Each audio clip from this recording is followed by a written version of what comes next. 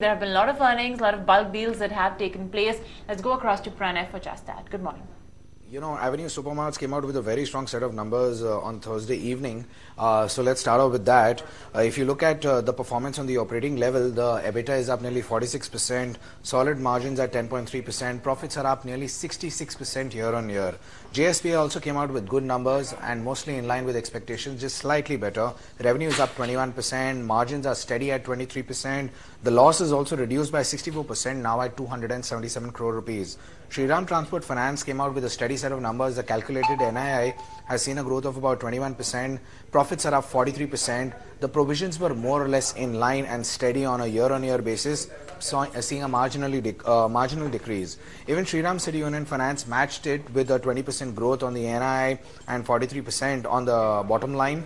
Persistent Systems from the mid-cap IT pack has seen a beat at the margin and the profitability level. Sales are up in line with expectations by about 4%.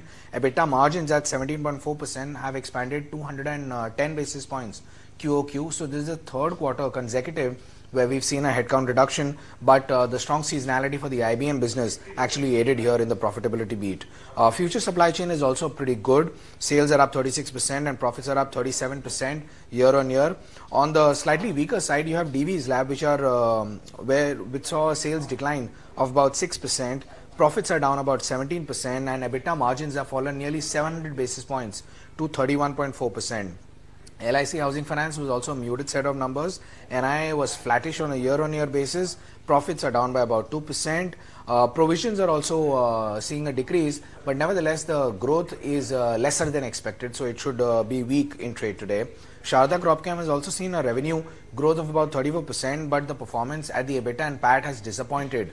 Actually, they are seeing an increase in their input costs from China, which is why they've been sourcing more and maintaining larger inventory as higher prices of the inputs are expected later on, and therefore the EBITDA and bottom line was impacted as a result. From the news side, Pratap Snacks has entered into a pact for third-party manufacturing in 3 locations, Ahmedabad, Bangalore as well as Kolkata, basically to widen its manufacturing footprint and in proximity of the supply markets.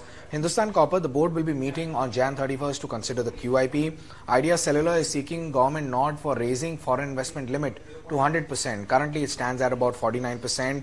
FDC has got the GMP nod from UK regulator for its ophthalmic manufacturing facility at Waluj, Chikalthana.